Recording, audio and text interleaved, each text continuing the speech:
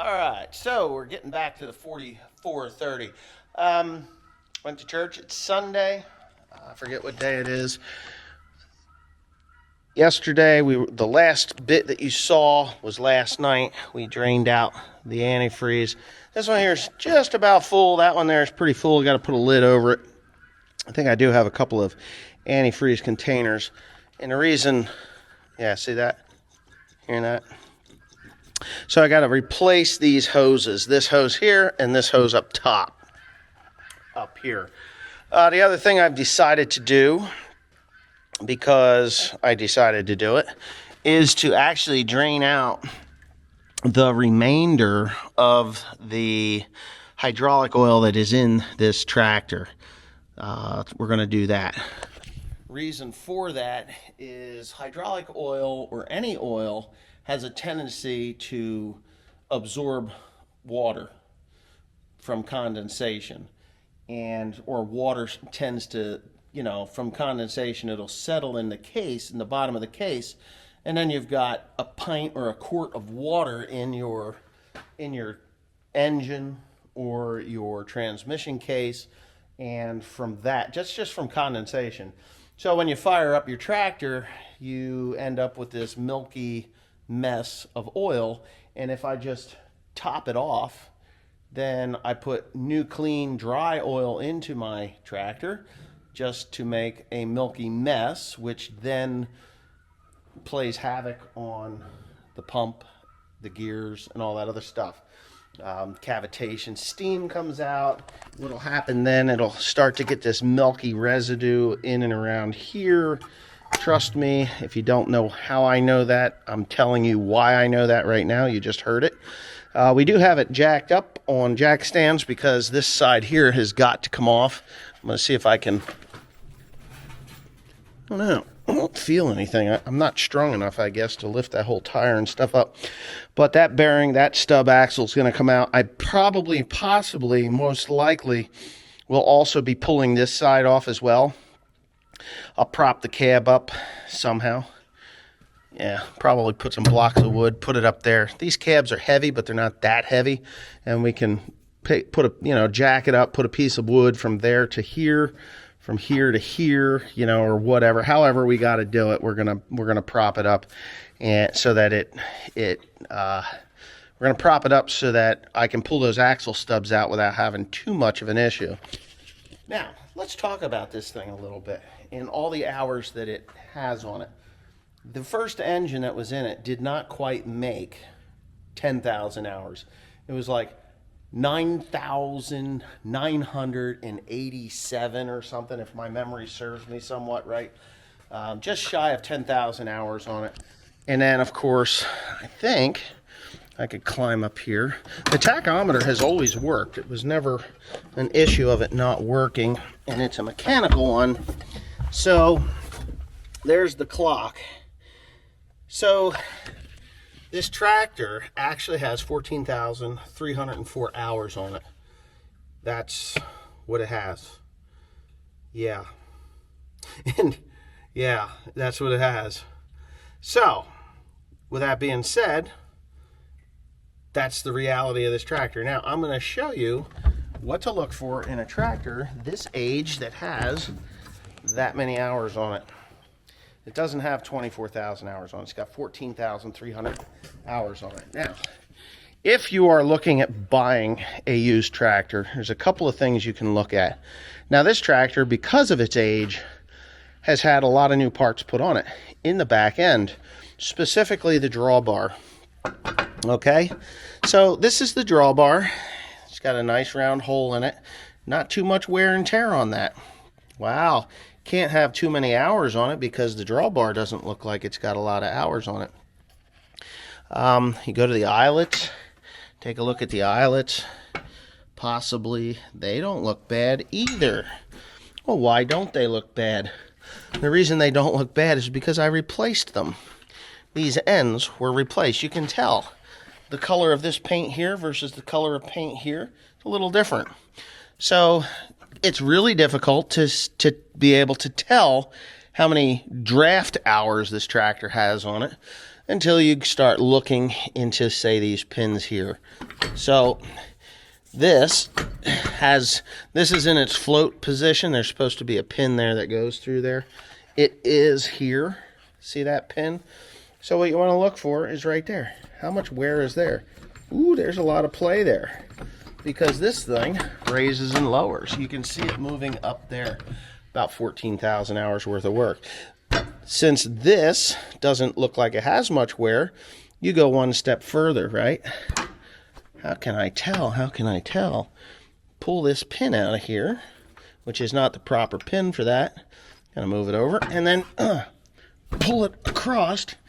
Look at the wear right there. See how thin that is there? So this has never been replaced. I can tell you because I never replaced it. This has worn about halfway through on the drawbar, nice and tight, and then all of a sudden you got all that slop. I will be replacing this because I can. It's not end-all stuff. This is new. You can see that it's new. It still has the paint on it. This one here has a little more years on it, but I know I've replaced that one as well. So maybe that can help some people learn how to tell how many hours, if the clock has been replaced or if it's turned over. Because quite honestly, all I would really have to do to this tractor is change out these arms, these pins, those pins, get used ones that don't have the hours on them, and nobody would know the wiser. They'd just say, oh, it's got 14,300 hours on it. Yeah, put a nice new fresh coat of spray paint on it and look at it and be like, wow, this is a really nice example of a 4430. It must only have 14,000 or 4,000 hours on it, 4,300 hours on it.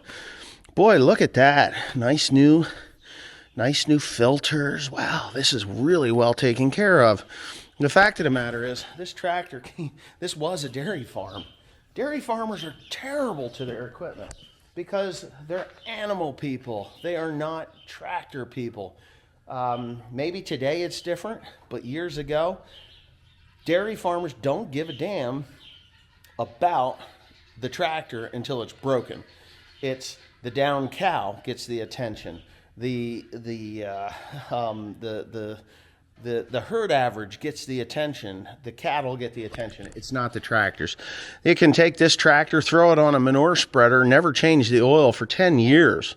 Because, well, it only takes the shit out. Well, that's the hardest thing to do to a tractor, is to take the manure out. Right? It really is. So why is it so hard on a tractor to take the manure out? Well, you start it up. You drive it for 15, 20 minutes.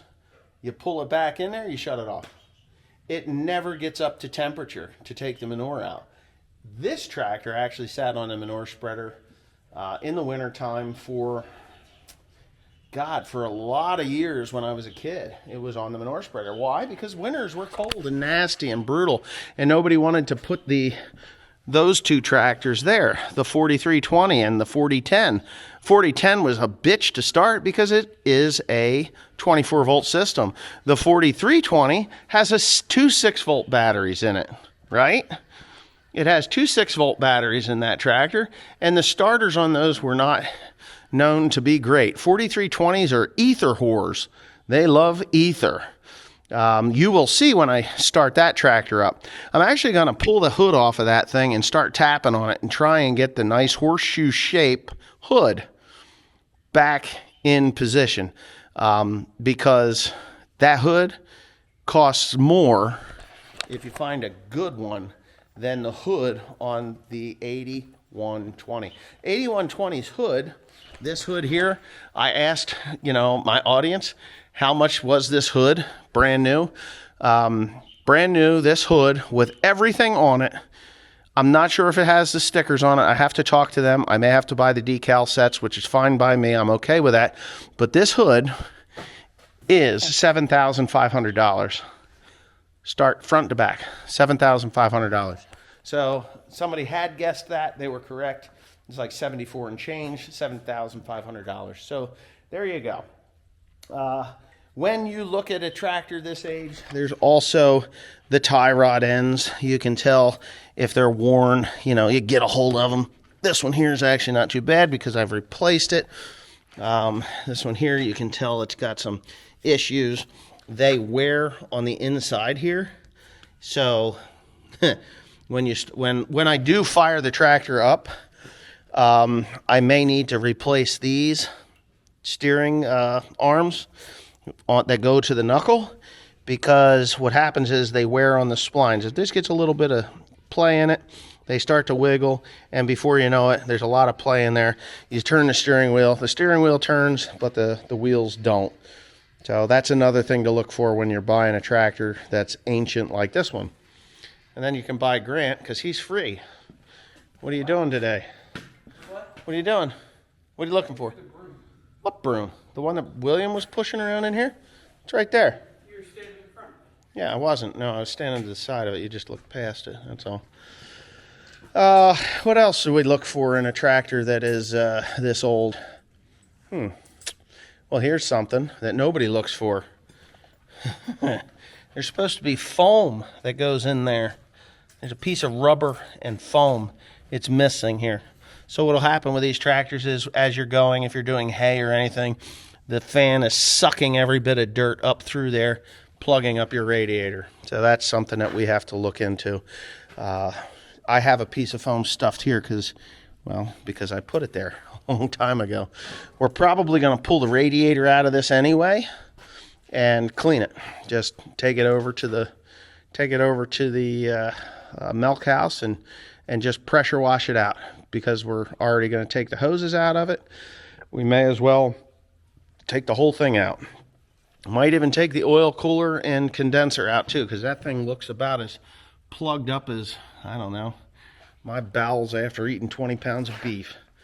But yeah, I've never eaten 20 pounds of beef, but I could imagine that's what it would be like. Somebody said to put some sound deadener on here. You can buy that.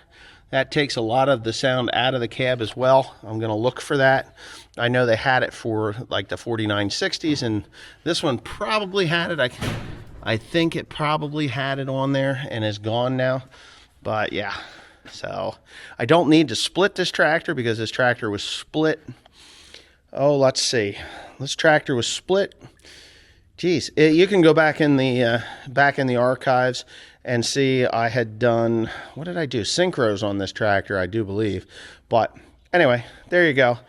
I'm going to shut up now, and I'm actually going to go ahead and pop the thing's cork, drain out what little hydraulic oil's left in there, and then see what's in it, see what it looks like. You can take a look at that, and then we'll get on to the next thing. So yeah, hopefully that helps you if you're a young guy looking for a new tractor or a starter tractor. These are excellent starter tractors.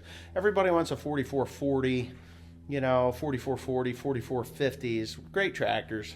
Believe me, they're great tractors. But the 4430s, for some reason, they're really overlooked. Overlooked for some reason. I have no idea why. But it is something like, you know, oh, that's the first model, the 30 series. Yeah, it is the first Soundguard models, was the 30 series Soundguard body models. The 4440 has a nicer seat. Maybe I'll go up in the cab and I'll show you what we have there. The differences between a 4440 and a 4430. And the seat is, you see that plate right there and that cable system that's down in there? That is your suspension right here. It's still a mechanical suspension. I have done work to this one. You can, you know, it's kind of shitty, but they break, and you cannot mount anything but this mechanical system to it that I have found. So if you're going to do that, it is not the greatest seat system ever devised. But if you're a kid, it's the difference between $25,000 or $30,000 for a nice example of a Soundguard cab in a quad range. This is a quad range tractor, or 35. I've seen 4440s go for $40,000 that have just basically been cleaned up, new cab interior, resprayed, oil seals, oil leaks fixed, and people say, oh wow, that's the nicest 4440 you'll ever see. It just had new decals, new paint, and all the oil leaks fixed. Yeah, they spent some time on it, but not $40,000 worth of time, you know. But I've seen 4430s go for $15,000, $14,000, $12,000 to $15,000 that hadn't been resprayed, had less hours on them than those 4440s, and they're just as reliable. I mean, these are great tractors. I spent millions of hours in this thing, you know, not millions of hours, but, you know, I spent a lot of time behind the wheel of this tractor, and, you know, I'm going to be spending more time behind the wheel of this tractor. Hopefully William gets to spend time behind the wheel of this tractor. He's 5. This tractor was new in 1977. It came to this farm in 1977, and here it is, still here today. I'm going to try and get these gauges fixed. This oil pressure gauge, for some reason, that one is not working. So I see the needle down on the bottom. That's kind of funny. The fuel gauge is pegged. I don't even have a key in here, so can't start it if it ain't got a key, right? Timothy reached up here in the last video to start the tractor. He wasn't. Oh, I have no horn. I'd like to get that thing fixed as well. So we'll know what it's going to be once we get everything done. And I know there's a lot of people that are like, oh my God, you're going to put a lot of money into that thing and not know if it's going to start. You're right. You're absolutely right. But it ran when I parked it, so why wouldn't it run now? Maybe because the flipper's a little bit off. There could be water that got into the engine, caused her to seize up. That could be an issue. But that's all part of the show, right? That's all part of the show. So if you enjoy me taking risks and you not taking risks, and you enjoy this series, just give it a thumbs up, and we will move on to the next thing, which is draining the oil out of here. Okay. So on one of the other videos, I had said that it had 1 oil filter housing and not 2. The 4960 has 2. The 4450, I do believe, has 2. And the 4450 is a quad range. The 4960 is a power shift. This one is a quad range. It's got the small filter, and I do believe if it was a power shift, it would have the bigger filter like the 4450 has.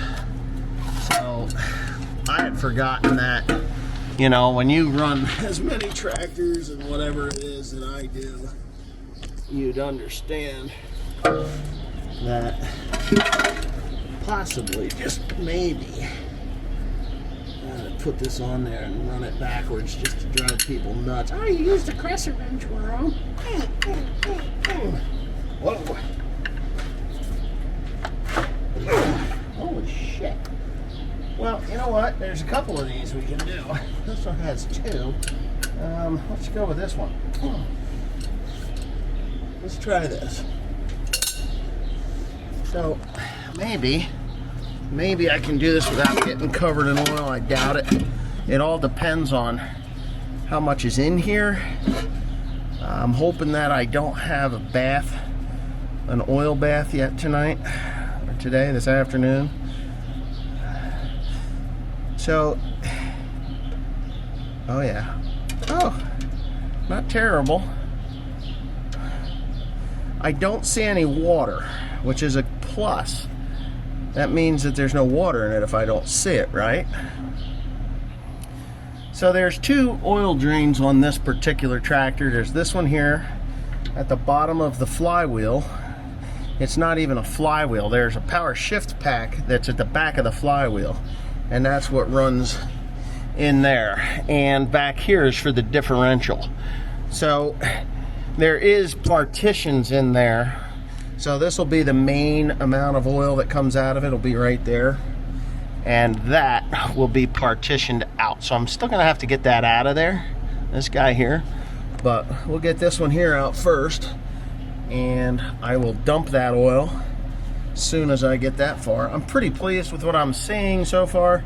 No water, no crap, which is good, because I really fully believe that I have every intention of using this tractor a lot this summer.